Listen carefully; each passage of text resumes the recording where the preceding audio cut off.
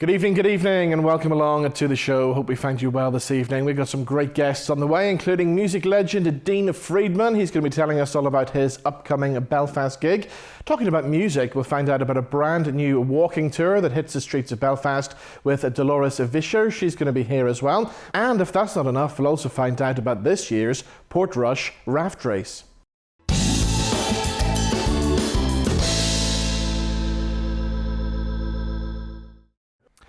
But starting us off on the show tonight, it's nearly that time of year again for the East Side Arts Festival. As always, it's good to see the festival director, Rachel Kennedy, who joins us in the studio. Rachel, how are you? I'm very well, Robin, thank you. Yeah, I can't believe this time of year has come around again so quick. And not only that, but it's 10 years old, isn't it? 10 years of the East Side Arts Festival. So yes, it's our 10th birthday. It's very exciting. It started as the East Belfast Arts Festival back in 2012 and was really an idea around bringing arts and artists and cultural celebration to East Belfast, and it's been going strong ever since, so it's really exciting. So we've seen so much stuff over the years. Any highlights stand out for you? Yeah, so I joined in 2016. One of my favourite events that year was Anuna playing in St Patrick's Church. It was a really beautiful event. And we're using the church again this year actually for a Kieran Lavery concert, which will be really special. And we're using the 10th birthday as a really nice opportunity to feature some of the artists that have been with us over the years. So for example, the Hot House Flowers are brilliant, yeah. Headlining for us. So they launched the festival on Thursday the 4th of August, and that's in Banana Block, which is a new venue for us. But we've also got Anthony Toner playing, Kieran Lavery, as I mentioned, is back again, and we've got the ever popular Baby Rave. Right, okay, which was a highlight of the festival back in 2015, I think. So that again will be in Banana Block. So a lovely opportunity to come along and party and rave with your children. Now, you've mentioned Banana Block. It's a venue that I haven't been to, but I hear it's fabulous, and it seems that every year now there's more of these fabulous venues just springing up across East Belfast. It's really exciting actually, and Banana Block is an incredible space, and we're really fortunate to be able to have that in East Belfast and to be able to use it. So we are going to be, as I said, starting with the Hot House Flowers as our opening gig on the 4th of August, and then on that Friday night on the 5th of August we've got Optimo DJs and supported by the Night Institute, and on the Sunday of that opening weekend, the Baby Rave for children and families. And of course, as always, lots of stuff happening in the C.S. Lewis Square as well. Yeah, it's an incredible space and a real point of connection, and somewhere where people from across the city cycle to and walk to and bring their families and just hang out. So it's a great space for us to use in the festival, and a point to showcase some of the fantastic things that we have going on. So our final weekend will be live at C.S. Lewis Square, which we piloted last year. So it's live outdoor music for the last 4 nights of the festival. So JP Mac with his Johnny Cash tribute show, that's on the Thursday night, the 11th, isn't it? And then that's followed up on the Friday night by a lineup of new bands, which is programmed by Dig With It magazine. So they're presenting Lemonade Shoelace, New Pagans and Winnie Amma. Then the Saturday night is the return of our East Side Electronics with the Night Institute, which was a big hit last year. And we're going to round off the festival with a big 80s party night. So that's Morris J's Pleasure Dome. So that's a really nice opportunity to put on the leg warmers and come on down and party to finalise and finish off the Will you be getting the leg warmers on? Well, you know it. Tell me about theatre as well. Rosemary Jenkinson's Billy Boy's back. Yep, so this is a brilliant production that Rosemary wrote actually during lockdown last year, and we created a film. And it's a one-man show starring John Travers, and it is the story of Aaron, who's a young bonfire builder from East Belfast, and it charts his travels from the 11th night in one particular year through kind of what happens in and around that time, and he ends up travelling across to Amsterdam, his experiences there, and then coming back. And it's a very, very fast-paced, very funny, really interesting piece of work. And so it's going to be in Vault Artist Studios, but also it will be in the Failure programme in the West, and it will be on in Cultureland.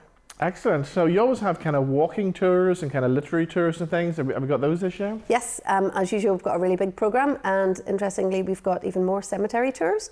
This time, Peter McCabe, who's our intrepid cemetery guide, has got together with a couple of local actors, and so there's a couple of really nice events that bring those stories of the people from Belfast that have, and specifically from East Belfast, that have been buried in a number of different cemeteries, and their stories, and just by involving the actors with them, it gives that really lovely fresh approach to telling those stories. Excellent, okay. And I know you've got things happening all over East Belfast. Strand Cinema as well, our good friends Club Sound, and Roy Walker is coming back to Belfast, isn't exactly. He? And Roy was involved in the very first year of the East Belfast Arts Festival, I believe, which was 2012. So it's really lovely to have that back, and also kind of to celebrate that style of showcase that the Strand was known for almost before it became a cinema. Excellent, okay. So that's at the beginning of August, all that kicks off. If people want to get their tickets early, where do they go to for that? Everything is on the website as usual, so just go to eastsidearts.net.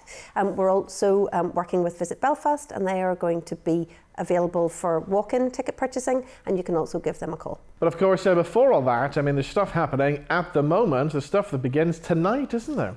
Yeah, so we've got a lovely weekend of events happening in C.S. Lewis Square, local community events, and tonight it's going to be Forever, the ABBA tribute. So that's as you can imagine, just a really fantastic ABBA night. If you're an ABBA fan, if you love all of those songs, come on down. All of our events across the weekend are free, or also pay what you want if you'd like to contribute. We are raising money for local charities. So tonight, the ABBA tribute band, and then tomorrow night, really special event, which is Fifes and Fusion. So this is a performance by the Gertrude Starr Band with local artists, with Matt McGinn, Duke Special, and Una McCann, our choir master. There'll be the band's musicians, and there will be the ladies' choir as well. And that's an event that we put on way back in March in the MAC to celebrate the songs and the history and the heritage and the culture of the Gertrude Starr Band. And it was such a popular night and such a good night that we really wanted to do it again. So this is a lovely opportunity to come and see it right in the heart of East Belfast. Brilliant. And then on Saturday, we've got our Family Fun Day. And again, come along, loads of different just really fun things to do for children and families.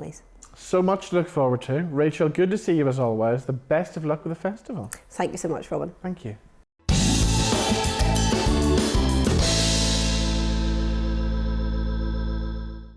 Okay, my next guest once played drums on stage with punk legends The Stranglers. She's also out and about all over Belfast with a brand new walking tour. We're going to find out all about it because Dolores Vishcher joins us in the studio. Dolores, how are you? Very good, thank you. And yourself? Very well, thank you. So tell us about this new walking tour then. I know your background's from the punk scene, but it's not all about punk, is it? No, it's not all about punk. That was my big love back in the day, but since then I've worked I've done my career's worth of nearly 40 years work in all sorts of journalism and PR, event management roles, and most recently I was working at Queen's University and really enjoyed that for many years, but getting to the stage where I just thought I wanted a different kind of job, a new experience, a retirement, new career to start. And I'd always loved being a tour guide because you can see from my name it's a Swiss sounding name, so we've got lots of relatives from different parts of the world and lots in England as well. So I was always doing tours for visiting family, and through the Queen's job I would bring over international speakers for events I would organise at the university, and would always offer to take them on tours. So I thought I really love doing this. And Belfast tourism's developing, maybe they need more tourist guides, so I looked into that and applied for a course that was coming along. And it just started just before lockdown. So it gave me something to do during lockdown. It kept me busy doing all sorts of studying, all things about Belfast that I had no notion about before. So it's really opened up a whole new interest in history, for example. So on your new walking tour then, it's all about music, and it kind of ties in with the whole thing that Belfast has become this UNESCO city for music now, hasn't it? Yes, well, during the course you had to do one module which was to develop a new tour, and I've always loved music, and I go out to loads of music gigs and events at all areas and venues around Belfast. So that was the obvious one for me, and I knew that the city was applying for the UNESCO status, but I would have done the tour on music anyway. So I did the tour, and then you had to really develop as if it was a real tour and speak to venues and find out if they would let your group in and this and that. So I was speaking to Charlotte Dryden at OEM, and she was very supportive as soon as she heard of it. And they took the course about a year and a half, so completed it. And then last summer at Stendhal Festival, bumped into Charlotte, and she said, well, when are you starting your music tour? I said, oh, that was just for the exam. I'm still working away. I haven't thought about starting it up yet. She said, well, let's put it in the Sound of Belfast festival in November. We'll call it a pilot. So she put it in for 2 dates. And that's what it effectively ended up being, a pilot tour. And just as we were doing it, that was the month that they announced the city had got the UNESCO designation. So we added on the word UNESCO to the tour. But we always had it planned. I planned it in association with the OEM Music Centre, because I always wanted it to end with some live music and by local musicians. I mean, I used to go to all the big bands that come to the big venues and cost a lot more money for the tickets. Yes, yeah. But there's such a wealth of fabulous talent across all genres, playing every night of the week here in the city for very low prices. So I wanted it to be local talent. And so it worked very well to end in the OES Centre. Brilliant. And that's how it started. Then we started in November, and then I began to think, well, maybe the time is right. I had a big birthday coming up, so anyway, I took my retirement officially mid-April, and I'd already got stuck into this new thing. And it sounds like you're having a great time. Yes, I mean, I love it. I mean, I happily speak about music all the time and love telling people and showing them around the place. And even people who live here always say, gosh, I'd never even seen that venue or knew about this. You know, it's nice to share your interest. And they always like it because they say my passion comes through, and that really carries the day. Plus, we play music as we go along. I've developed a Spotify playlist. Brilliant, yeah. And I now have a little Bluetooth speaker, so everywhere we go we stop to hear snippets of Rory Gallagher or Ruby Murray or Ottilie Patterson, all the older ones, and then of course we end up with the modern day, some of the greats from today. So, of course, we are at the minute in the Cathedral Quarter area. I mean, there's a big music heritage around here. There was lots of fabulous music venues, wasn't there? Depends what era you're talking about. I mean, there's the dance hall era, so we talk about that at one stage on the tour. There's not many dance halls left. In fact, there's none. We stop at a place where there used to be a dance hall above a restaurant. That's no longer there, so we're looking at the building. But there's a reincarnation of a dance hall. The new Orpheus is above the new Harp Bar now, and they reclaimed some of the fixtures from the original Orpheus on York Street when it was being demolished, and have put it into this new Orpheus ballroom. So venues do change. And back in the day when I was 16, 17, there was the original Harp Bar, which was quite a different calibre of place, or the old Pound Bar. These were not your fine and comfortable venues that we're all used to today. They were kind of really gritty and earthy, and but you went for the music, because during the Troubles there weren't so very many places that had any music on at all. Tell me about the Stranglers then. 1978 this was, wasn't it? Yeah. I was just finally allowed to go out to things. I think I was just turning 17. And so people always, in the tour, I always ask people what's their first gig they went to in the Ulster Hall, if they're from Northern Ireland at all. And everybody always remembers. And mine was the Buzzcocks. Oh, wow, so it was those kind of bands I was going to see and jumping around in excitement. And one evening it was the Stranglers. And people don't understand now that in those days there were no security men standing in front of the stage. There was no barrier. So at that point, people just hopped up onto the stage and danced along beside the bands. Now, some bands were more tolerant of it than others. Some would just kind of push you off. But quite often it ended up being like about 20, 30 people bopping around on the stage. So this happened at the Stranglers. I think they gave up trying to push the people off. So we were all dancing, and then I kind of danced over to the drummer and said, I must be related to you because my surname's Black. And he went, And then I said, I can play the drums a bit too. He said, well, curse word, take over then, because I need to go to the bathroom, although he didn't say that. Clean that one up, yes, exactly. So I thought, well, I suppose I better. So I jumped on, and it was Peaches. Yeah. So I played my best, and it was in time, basic, not all the fancy bits that maybe he would have done. But I don't think anybody noticed it in particular. It was a basic rhythm was being kept, and then he came back, and I leapt off, thankfully. So that was that. But that's my mediocre claim to fame. That's a brilliant story. Yeah. Now, you must have been around at that time as well. All the Good Vibrations Act, Terry Hooley, and all that. Yeah. Yes. first met Terry when he had his record shop in Great Victoria Street, because my school friend, who we would go to the Heart Bar together, she worked, I think it was Sassafras, some Whole Foods shop or something like that downstairs. So that's how we met him. And I think he must have mentioned about this Heart Bar, because obviously we'd never heard of it, because it was not the place that you would have heard of. But anyway, we ended up going down a few times and then getting to know some people in bands. And the Heart Bar, it was very, very exciting, but it certainly was very shabby and quite scary, because this was in the days when if people didn't like the band, they threw the glass bottles at them. There was none of this giving out plastic cups. So unfortunately one night, this band that I was quite friendly with, called the Tearjerkers, you see, they're not remembered now, because they were more pop music, indie Right, pop. yes, yeah. They could actually play pretty well, their instruments, and they didn't look particularly punky. They were like teachers and things like that, so they were mid-20s.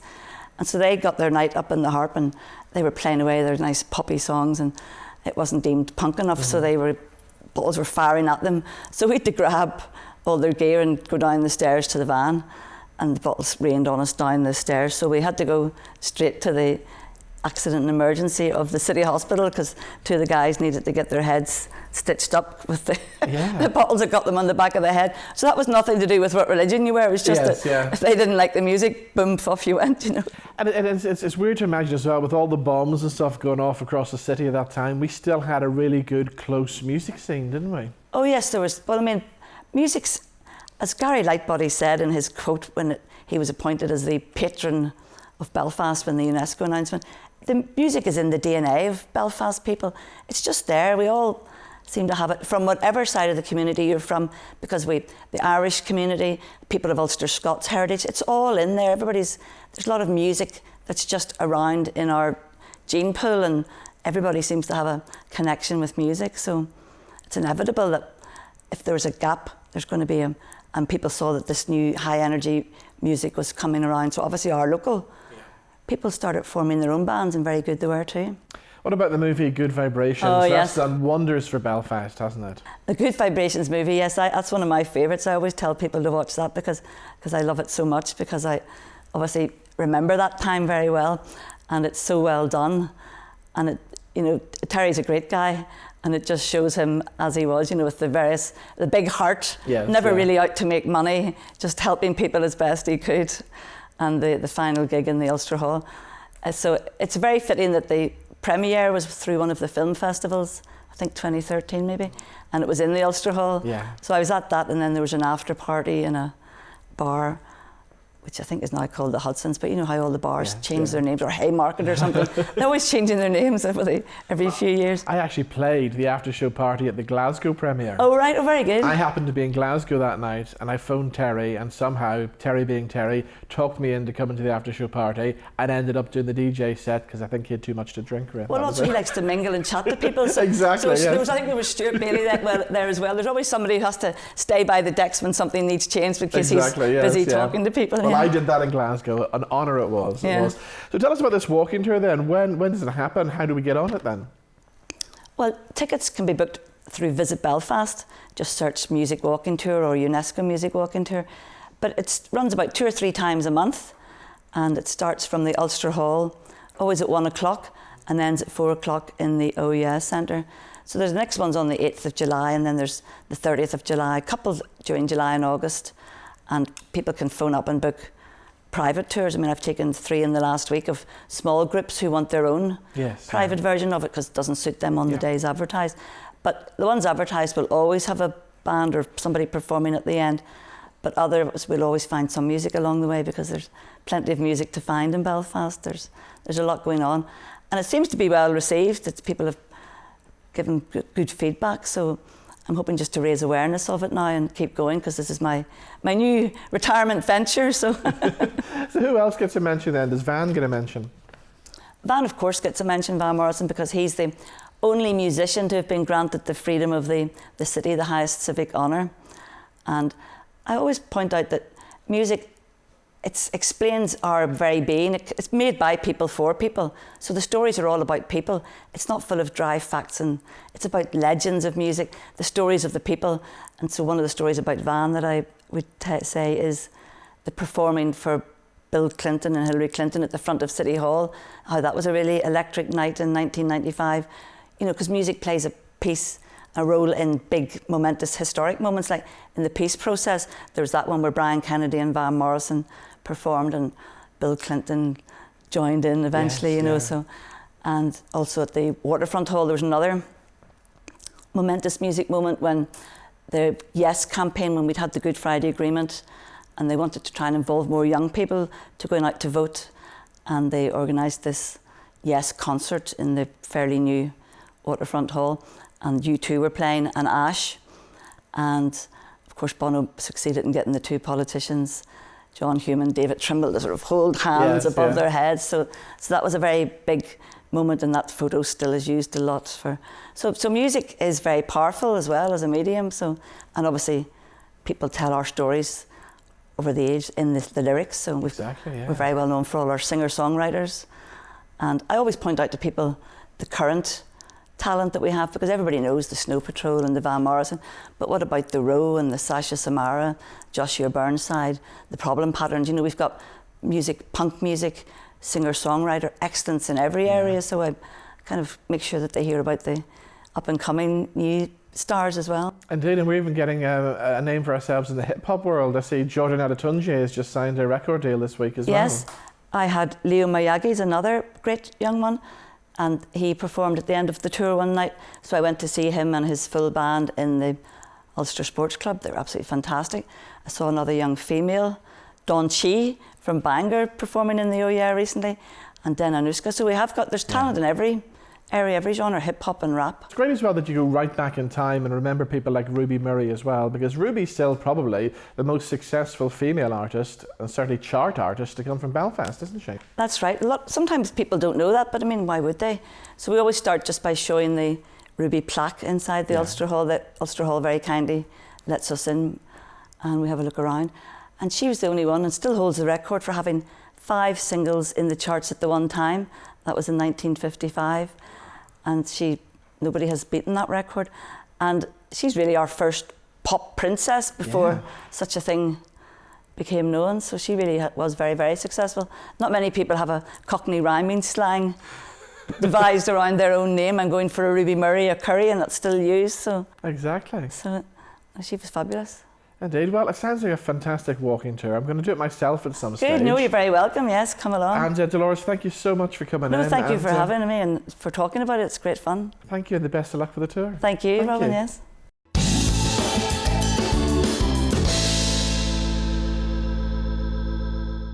Now, something a little bit different, and the Portrush Raft Race returns this September. The Belfast launch took place earlier this week, and I was there to catch up with some of the organisers, including the guys from the RNLI Lifeboat and Brian Moore. Here's what happened.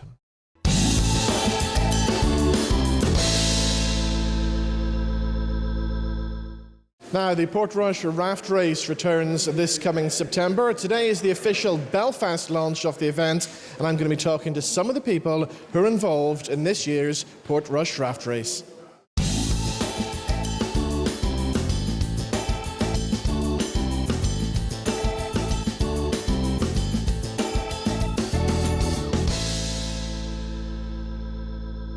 Okay, so Brian, tell us about the Portrush Raft Race then. It's an event that everybody up in Portrush looks forward to, don't they? Oh, the enthusiasm is incredible, Robin. And it's back with a splash. That's our buzz phrase this week, because it's been away for 2 years now. 2019 was the last one, really. And we've got company as well behind us here. This is Stormy Stan. He's an integral part of the Raft Race Committee. Hi, Stan. Does he speak? Does he speak? No speaky. But yes, there's a whole weekend of events, Robin. You've got the raft race proper on the Saturday afternoon. You've got Skydive Ireland coming in, weather permitting. They'll parachute into it, and that'll be the sort of official start of it. And then the raft race will kick off at 3:30. But in actual fact, there's 2 days of different events. Yeah. Stuff for kids. You've got the junior raft race on Saturday morning. You've got a play zone. You've got music. We've got the wonderful, absolutely wonderful Portrush ukulele players. They're brilliant, great fun. And that's followed by the Renegade Kings. They're putting in an appearance. and that'll all be before the raft race. And then on the Sunday, you've got an event, Robin, that you and I are going to have a go at.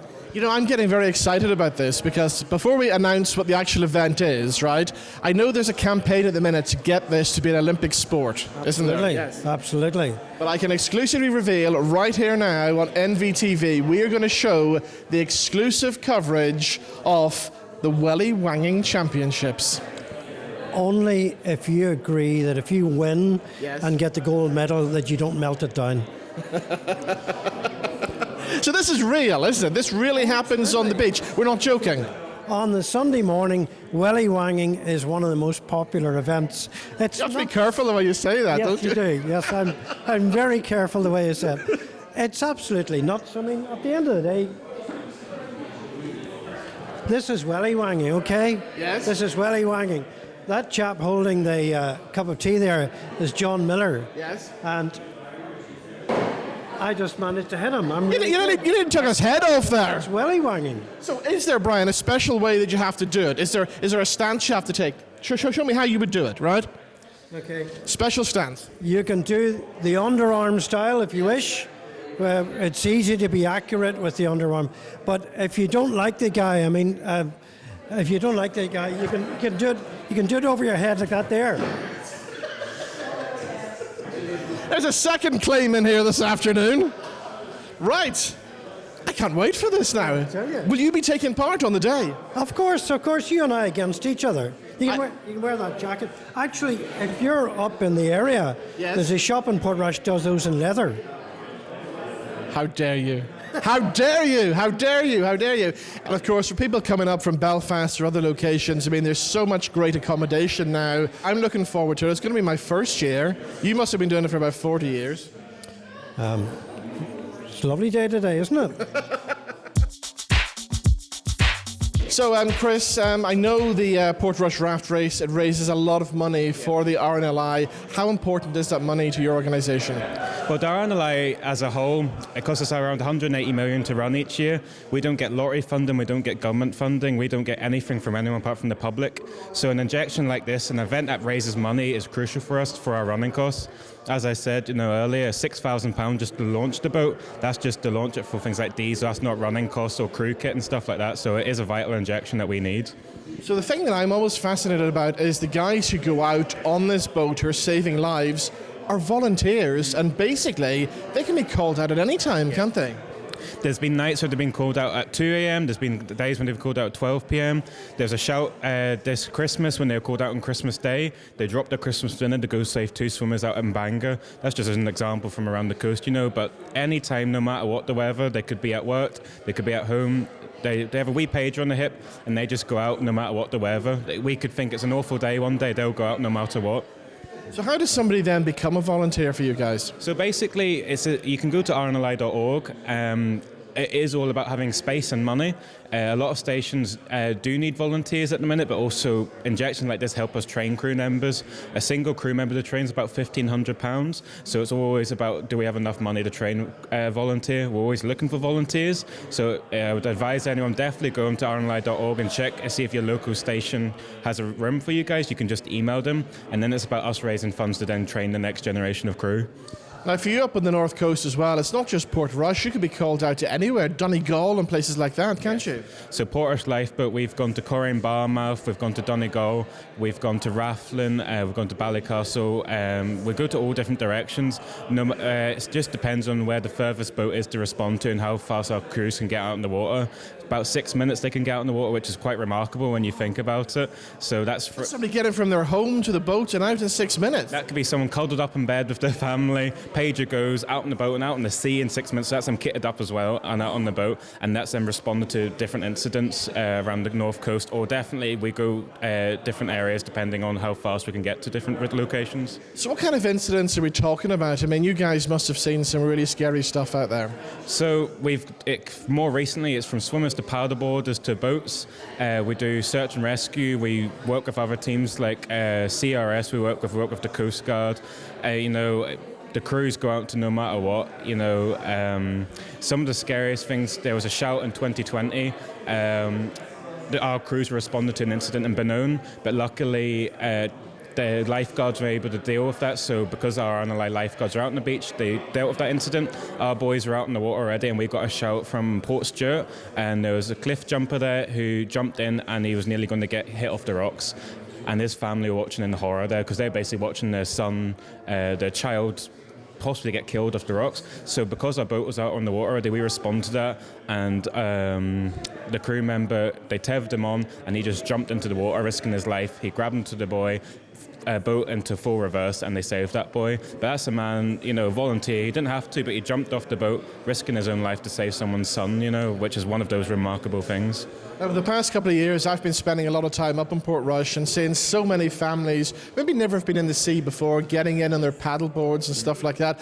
There's still a lot to think about. What kind of advice would you give them for getting into the sea for the first time? For the first time, what we campaign at the minute is something called float to live. So if you fall into the water unexpectedly, or if you start to panic in the water, what you need to do is float on your back and keep your head above the water. What that will do is open up your airways, and your lungs will act like a life jacket if you can keep your airways open. It's only half a pint of water that can actually drown you. Half a pint in a bar is not a lot, but in the water that will get you. What we say to people is, if you're going out to sea for the first time, take a dry bag and put your mobile device into it so it can attract attention, so you can ring 999 in assistance, and always go to a lifeguarded beach. If you're a first-time swimmer, or even just going for a swim, the lifeguards are there for a reason, to keep people safe. So go to a lifeguarded beach. Sea car advice warriors out and about, trying to just help people. We're there for a reason. Dry bag for your phone, and even life jackets, whistles, things like that.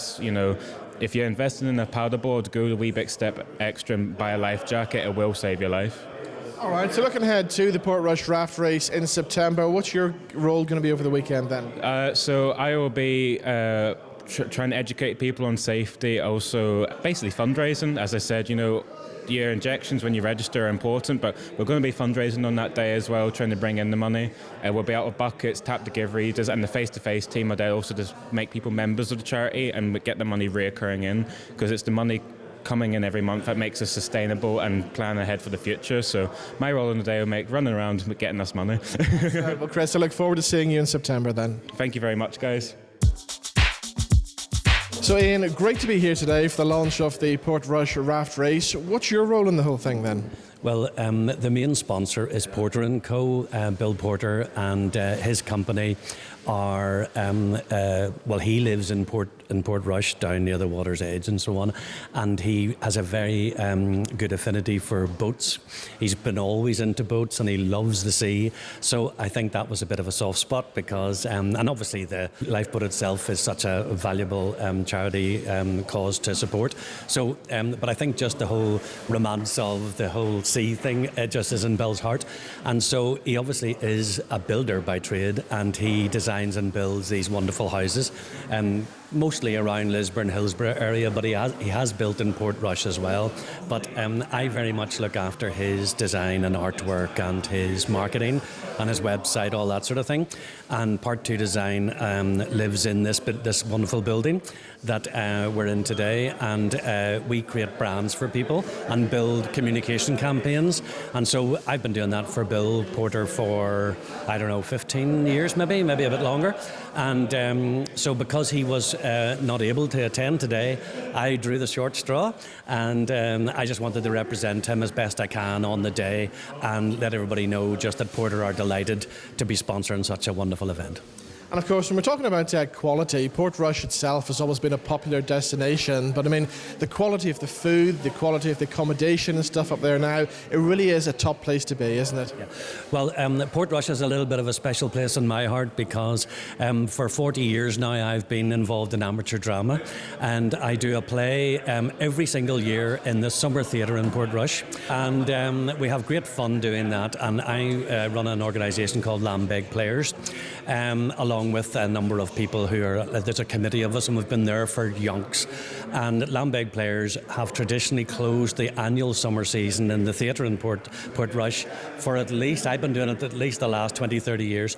And so we all head up from Lisburn, from Belfast, Banbridge, all these sort of places, and Bangor and so on, and we all head up to Portrush for the bank holiday weekend, do the play, have a big barbecue, play football, women and men together, and we have great fun. And so Portrush has always meant that to me every single year. But over the years, I've been very impressed with the way, like say you mentioned food, how the dining experience has just got better and better there, and a lot of the other aspects. And it's nice to see that the curries or Barry's, which is now curries, is going to be back, because a lot of the people who come up for the weekend to do the play, they bring all their families and all the kids come, and the kids are going, "No, there's no Barry's." So hopefully that will be a bit of continuity for them, because obviously we haven't been performing now for 2.5 years, so it's great to get back. So that's my big story about Portrush, and if you come and see our play, you will get a hell of a belly laugh. So as I'm looking forward to coming up to Portrush for the first time in September for the raft race, I'm hearing lots of great things. So who can take part then in this raft race? Absolutely anyone foolish enough to build a raft and get some sponsorship and come along. We keep a very close eye on it to make sure it's safe, conditions only obviously.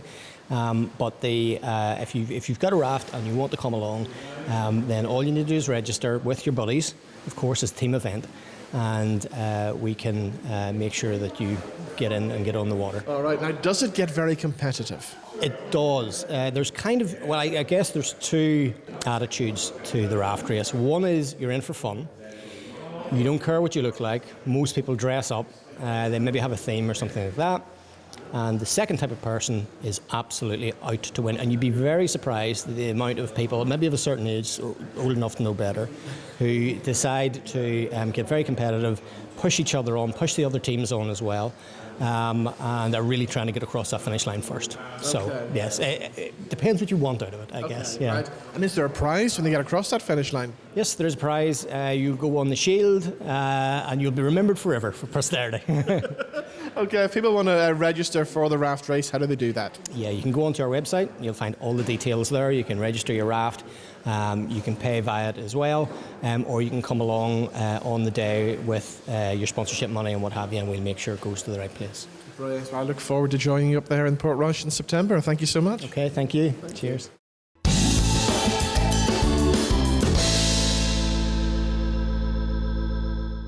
Time now to meet our final guest on the show this week. He is a music legend responsible for great songs over the years, including the massive Lucky Stars. He's on his way to Belfast for a gig next week, and here's what happened when I caught up with singer-songwriter Dean Friedman.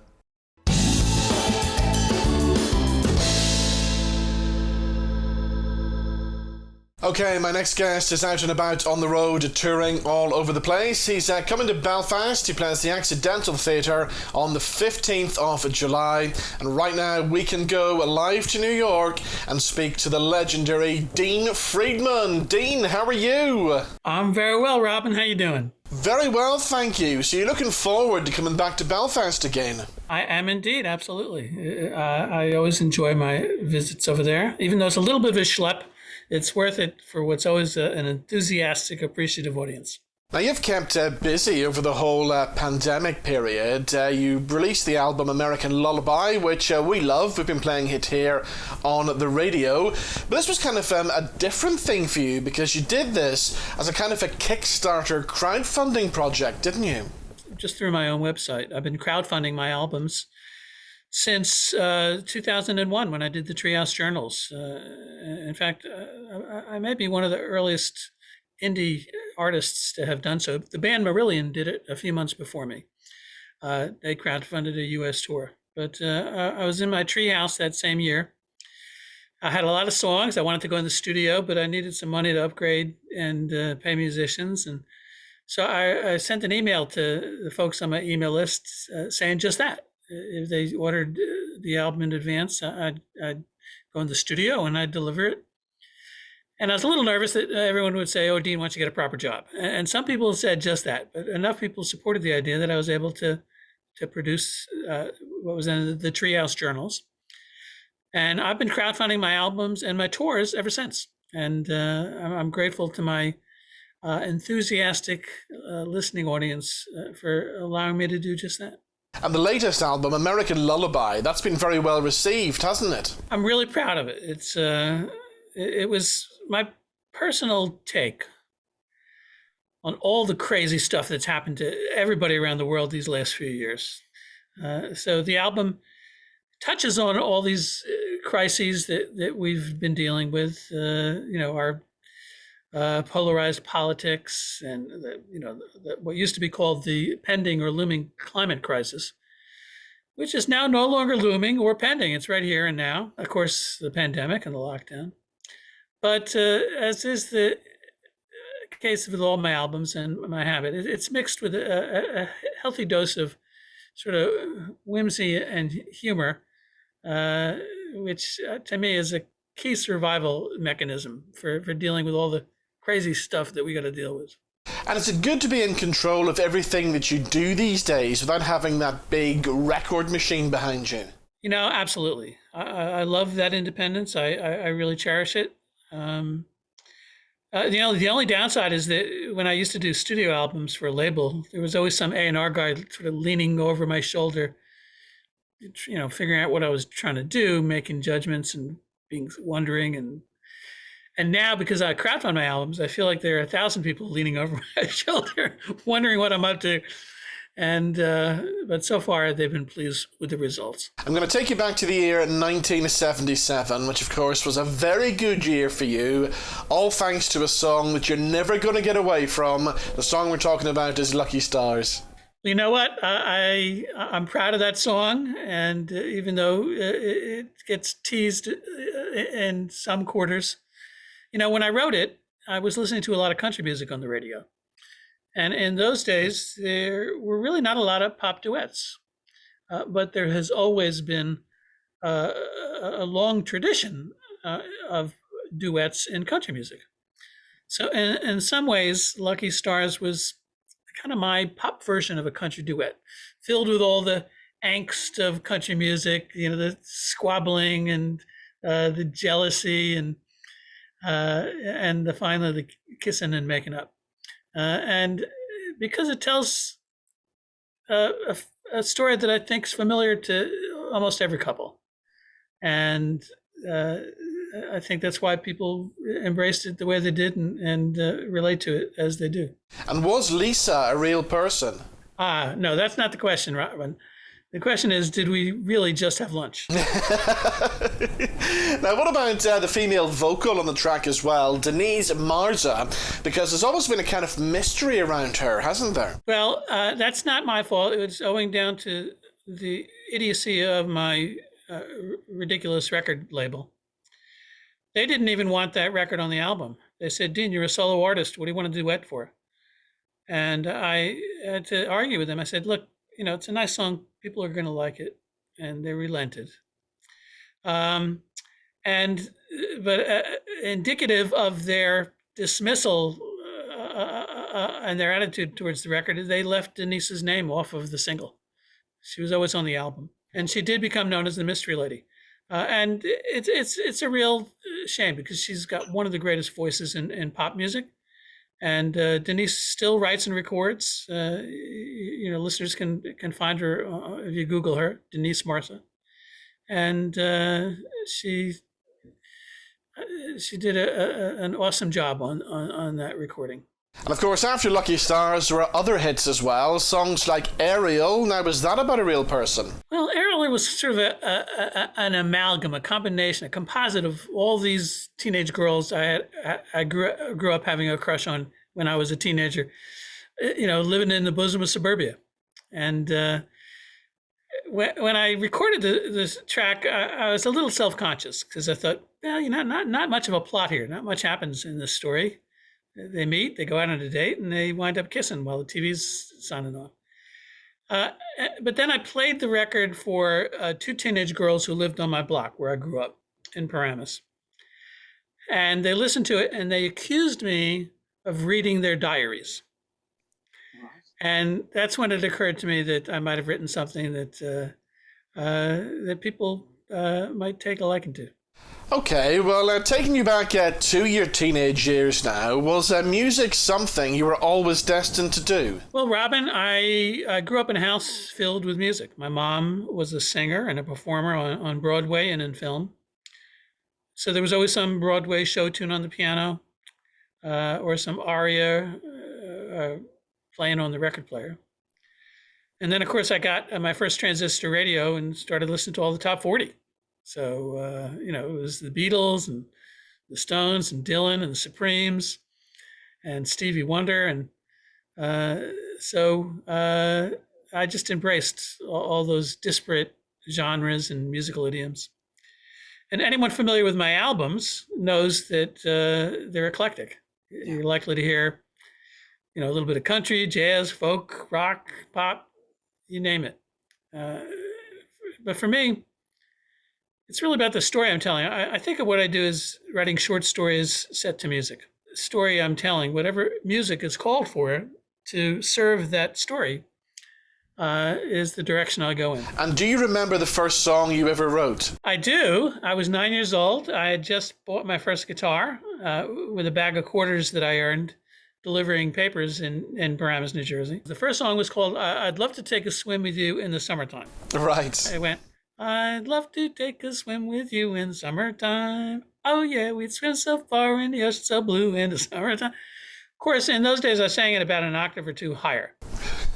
I played it for my fourth grade teacher, played it for her brother, who was a lawyer in the music industry, played it for one of the publishers he worked with, a company called Elevator Music. They offered me a publishing contract. So at the tender age of 9, I signed my first publishing contract over milk and cookies. I practiced my signature for a week. About a month later, the company went bankrupt. Right. Which foreshadowed how my career has gone ever since. Now, tell me about the song McDonald's Girl, because that song was actually banned over here by the BBC. Indeed. They were convinced immediately upon hearing that song. Millions of people all over the UK and Ireland would go rushing down to the nearest McDonald's and gorge themselves on hamburgers, even though I argued in the lyric, I never actually eat the hamburger. I always thought it could be more of a public service announcement, which did derail my career after I was dropped by my label and sent me off into the wilderness for a good number of years. But it was a little song that it insisted on being heard. Yeah. A short while later, a then unknown band out of Canada called Bare Naked Ladies did a cover version, which was their first airplay hit in Canada. And then a band called the Blenders had a #1 hit with McDonald's Girl in Norway. And then YouTube came along and it went viral. There are hundreds of videos of people all over the world, every continent, doing cover versions or lip syncing or acting out the scene to McDonald's Girl. So I've always been proud of that song. People ask what your favorite song is. And there's never a favorite. Songs are like kids. You love them all. It's just that some are better behaved than others. Some get you into trouble, but some, after a while, they even send home some money. 35 years. And did you ever end up getting an endorsement with McDonald's? Indeed. About 35 years after it was banned, I finally got a phone call from the McDonald's Corporation. I said, Mr. Friedman, we'd like to license your song for a national TV and radio campaign. I said, well, that's great. What took you so gosh darn long? Yes. So that's my retirement plan. I'm going to write a great hit song and then sit on my ass for 30 years, waiting for some giant commercial brand to recognize how good it is. You mentioned the wilderness years as well. I mean, was there a time when you thought you were going to give up music and maybe do something else? You know what? I never gave up music. I never stopped writing songs. I never stopped being a musician. But I did get very involved in a variety of other multimedia pursuits, really just because I've always had a passionate curiosity about all kinds of stuff. There was always some musical component to it. But I got involved. I wrote the first consumer guide for synthesizers, electronic keyboards. I designed the first virtual reality video game for national television for a game show called Nick Arcade and Total Panic on Nickelodeon TV. Wow. I created all these virtual reality game environments.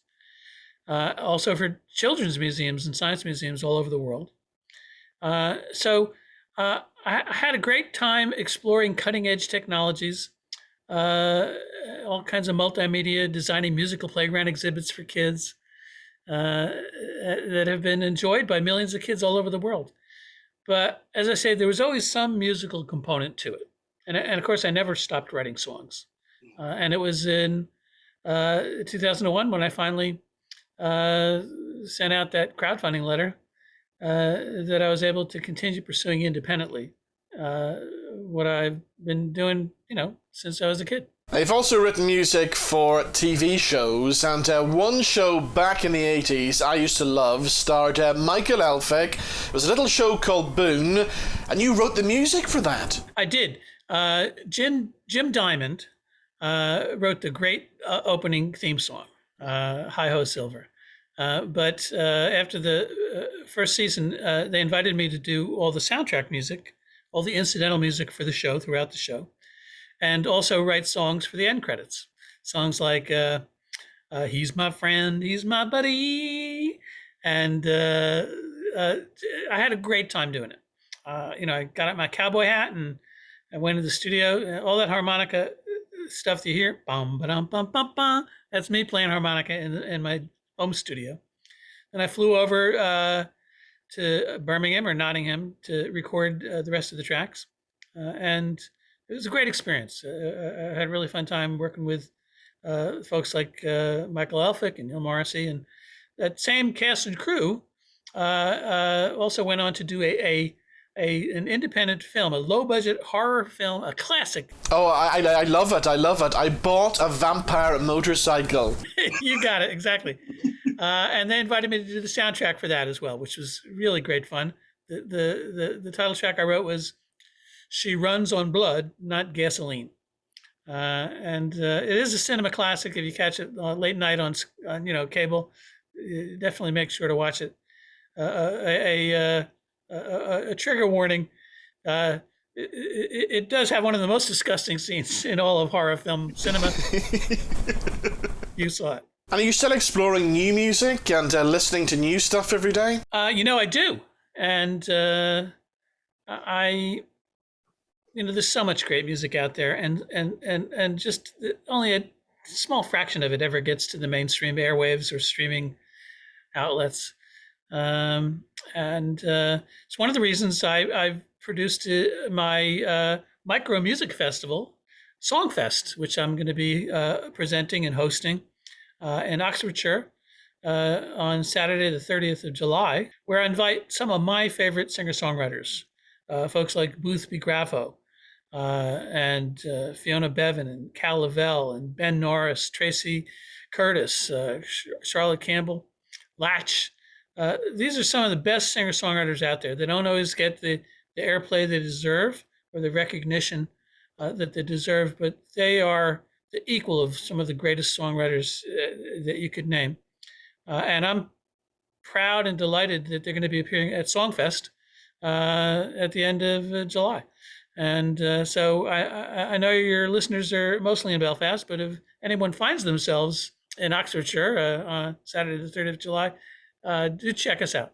It's a great time. You find all that information, including my upcoming date at the Accidental Theatre in Belfast on Friday, the 15th of July, on my website, which is deanfriedman.com. Excellent. Well, Dean, it's been great talking to you. Thank you so much for doing this, and we look forward to seeing you back here in Belfast on the 15th of July at the Accidental Theatre. Excellent. Robin, thanks for having me, and all my best to your listeners, and hope to see you and them down at the Accidental Theatre. Take care, man. Thanks, Dean. Bye-bye.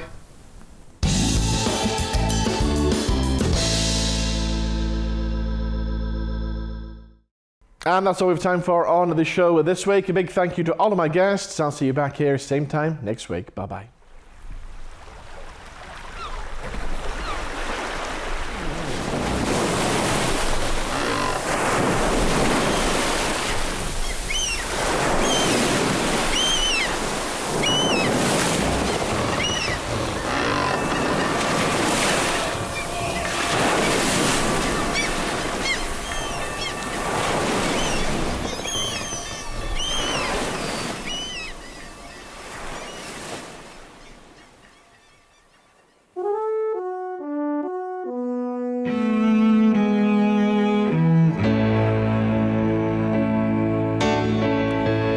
Don't you fret now, don't you cry.